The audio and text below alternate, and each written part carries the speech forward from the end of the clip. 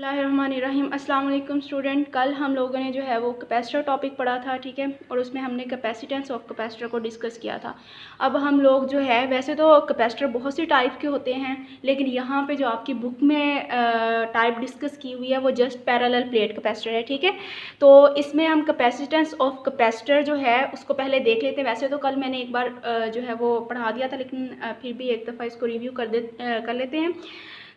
यहाँ पे आप देखें कि जैसा कि हमने कल डिस्कस किया था, एबिलिटी या capacity to store electric charge is called capacitance, ठीक है। कितना चार्ज वो स्टोर कर सकता है कैपेसिटर, उसको उसकी कैपेसिटेंस कहते हैं। फिर हमने कैपेसिटेंस का जो है वो फार्मूला भी देखा था, which is Q/V and which is 1 coulomb और 1 volt is equal to 1 farad, ठीक है।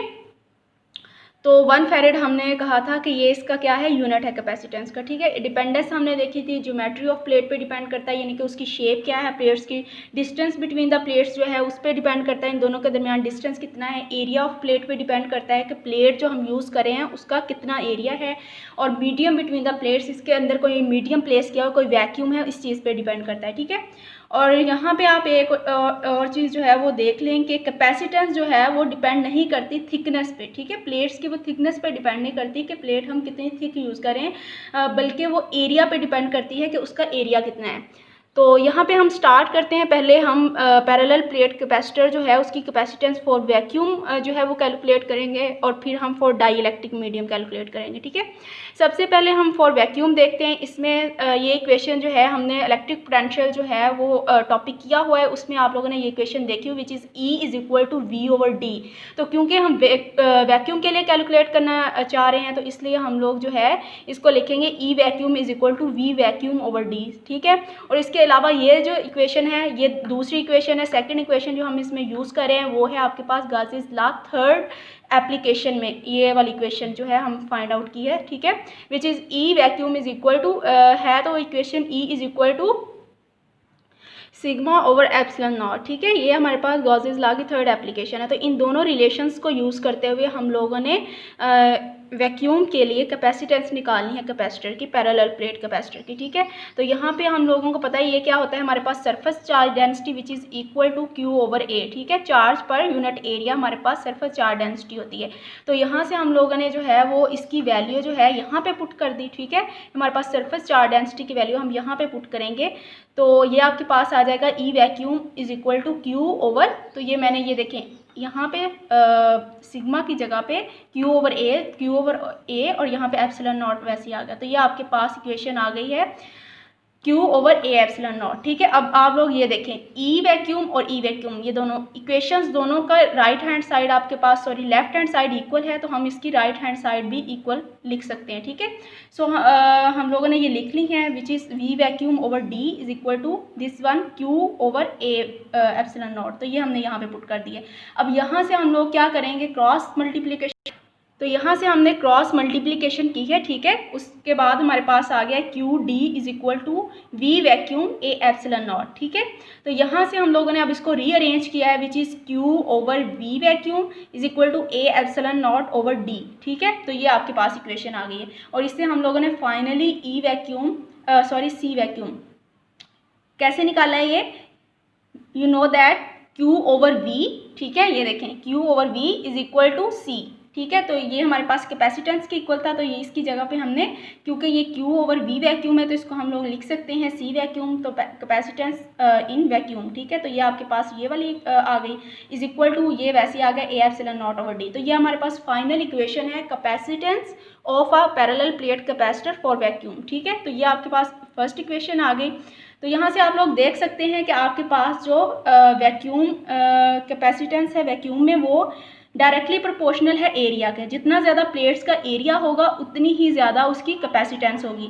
और यहाँ पे आप लोग देख सकते हैं कि ये इन्वर्सली प्रोपोर्शनल है किसके, डिस्टेंस के, ठीक है। इन दोनों प्लेट्स के दरमियान जो डिस्टेंस है उसकी ये इन्वर्सली प्रोपोर्शनल है। जितना हम जो डिस्टेंस बढ़ाते जाएंगे उतनी ही ज़्यादा कैपेसिटेंस जो है वो कम होती जाएगी, ठीक है। और जितना ज़्यादा जो डिस्टेंस है वो कम करेंगे तो कैपेसिटेंस उतनी ही बढ़ जाएगी। तो ये हमने वैक्यूम के लिए डिस्कस किया था। अब हम जो है वो फॉर डाई इलेक्ट्रिक मीडियम इसके लिए डिस्कस करते हैं। अब डाई इलेक्ट्रिक मीडियम के लिए आप लोग देखें कि हमने यहाँ पे वैक्यूम की जगह पे कोई भी डाई इलेक्ट्रिक प्लेस किया हुआ है, कोई मीडियम प्लेस किया हुआ है, ठीक है।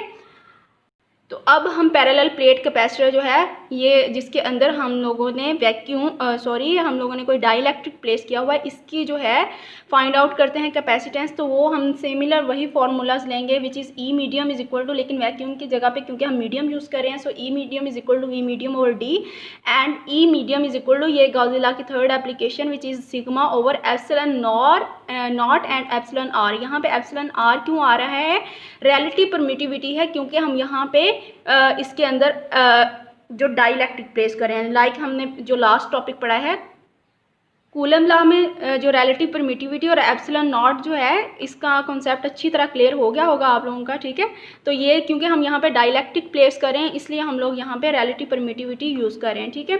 सो नेक्स्ट उसी तरह आपके पास जो है वो surface charge density is equal to charge per unit area.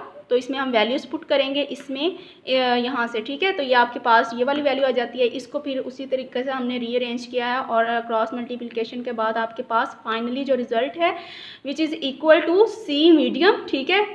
क्योंकि हमारे पास क्यू ओवर वी जो है किसके इक्वल होता है? कैपेसिटेंस के। सो यहाँ पे आपके पास कैपेसिटर मीडियम की कैपेसिटेंस इज इक्वल टू आ जाएगी A epsilon nought epsilon r over D, ठीक है। तो ये आपके पास जो है इक्वेशन डी आ गई है। इक्वेशन ए था वैक्यूम के लिए, ये सी मीडियम कैपेसिटेंस जो है of parallel plate capacitor in case of medium, ठीक है। तो ये आपके पास ये आ गई है इक्वेशन। अब इन दोनों इक्वेशंस को हम लोग अगर कंपेयर करते हैं तो हम dielectric constant which is E R relative constant, इसकी हम लोग वैल्यूज़ जो है वो निकाल सकते हैं। So from equation A and B which is equal to C medium is equal to E are C vacuum, ठीक है। ये सारी वैल्यू और ये सारी वैल्यू जो है वो इक्वल ही है। तो आपके पास सी वैक्यूम और जो है वो C medium is equal to E are C vacuum इसके इक्वल आ जाती है। लाइक आप लोग जो है वो ये जो वैल्यू है इतनी, ठीक है, ये जो इतनी वैल्यू है इसकी जगह पे आप लोग जो है ये वाली वैल्यू ये पुट कर दें, ठीक है, यहाँ पे। तो ये आपके पास C medium is equal to E R और सी वैक्यूम, ठीक है। तो यहाँ से आप लोग डाइलेक्ट्रिक कांस्टेंट की वैल्यू देख सकते हैं। ये क्या है आपके पास? दोनों की रेशो है और इसको हम लोग जो है वो इस तरह डिफाइन कर सकते हैं, the ratio of the capacitance of a parallel plate capacitor with an insulating substance as medium, ठीक है, एज मीडियम जो हमने इसमें डाइलेक्ट्रिक यूज़ किया है, between the plates to its capacitance with vacuum, ठीक है, to its capacitance with vacuum as air as medium between them, ठीक है। तो ये आपके पास इसकी डेफिनेशन थी। अब अगर हम लोग कंपेयर करते हैं कि आपके पास कैपेसिटेंस इन दिस केस ज़्यादा होगी या फिर इस केस में ज़्यादा होगी, तो यहाँ पे हम लोग देखते हैं कि जो वैक्यूम में कैपेसिटेंस है वो हमेशा जो है वो ग्रेटर देन होगी मीडियम में कैपेसिटेंस है, ठीक है। वो किस तरह? क्योंकि हमारे पास जो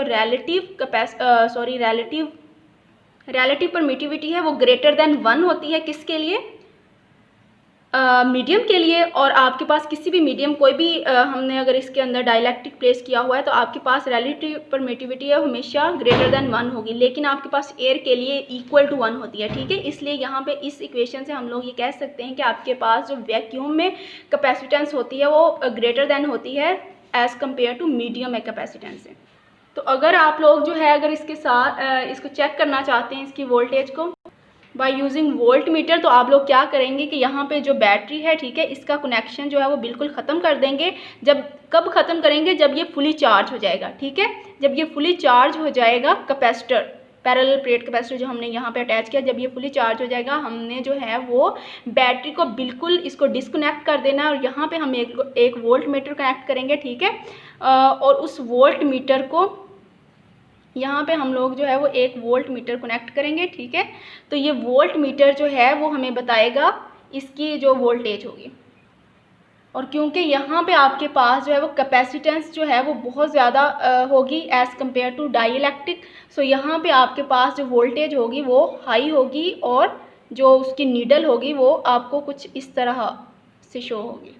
but in case of dielectric, अब जब यहाँ पे वोल्ट मीटर जो है वो प्लेस करते हैं तो क्या होगा? आपके पास जो वोल्टेज होगी वो कम होगी, ठीक है। आप इसको जो है वो चार्ज करके इसको डिस्कनेक्ट कर देंगे और इसके साथ वोल्ट मीटर अटैच करेंगे तो आपके पास जो है एज़ कम्पेयर टू वैक्यूम कम होगी वोल्टेज, तो इसलिए यहाँ पे जो है नीडल इस तरह शो होगी, ठीक है।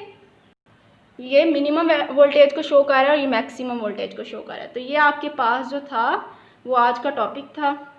उम्मीद है आप लोगों को अच्छी तरह जो है वो क्लियर हो गया होगा। अल्लाह हाफिज़।